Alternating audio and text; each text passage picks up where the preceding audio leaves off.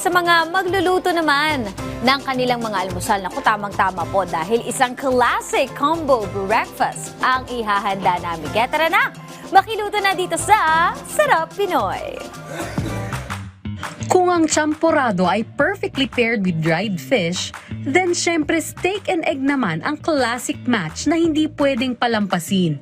Dahil sino ba naman ang hindi matutuwa sa juicy tender steak na may poached egg on top? Parang blockbuster tandem yan. Rich, flavorful, at comforting.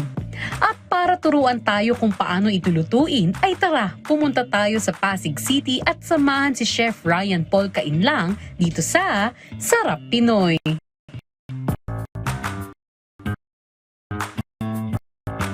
Na po natin magluto ng steak and egg.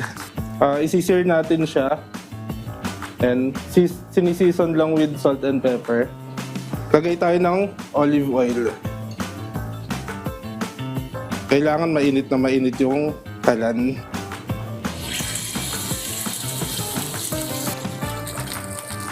Bali, lulutuin lang natin siya ng mga 2 to 3 minutes.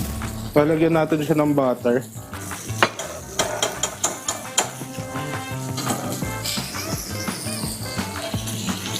Kasi bebase natin siya. Yung butter nag-a-add siya ng flavor. The more brown yung butter, mas masarap. Mas okay siya. This is okay now.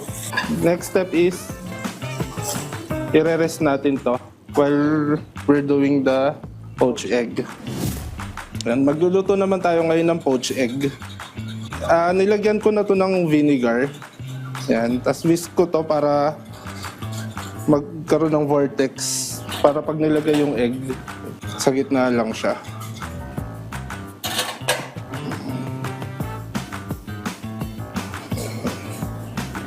Dapat ganyan yung ano niya. Na-rest na natin yung steak. Hiwain natin siya.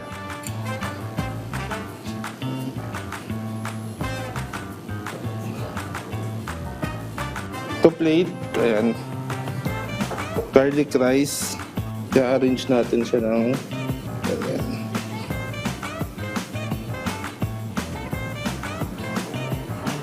Then sa gitna, yung poached egg natin.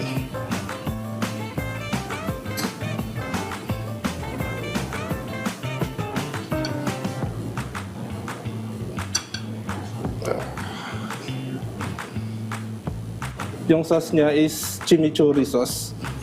Ilan sa ingredients na ginamit ni Chef Ryan sa chimichurri sauce ay parsley, olive oil, chili flakes, garlic, at dried oregano. Ito na ang ating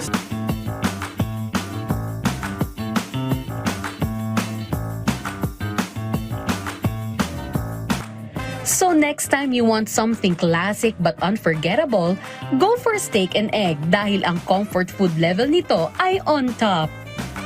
At kung gusto nyo naman balikan ang nakaraan nating episode, maaari nyo yan bisitahin sa aming official social media accounts at Rise and Shine Pilipinas sa Facebook, YouTube at Instagram, habang RS Pilipinas naman sa TikTok at X.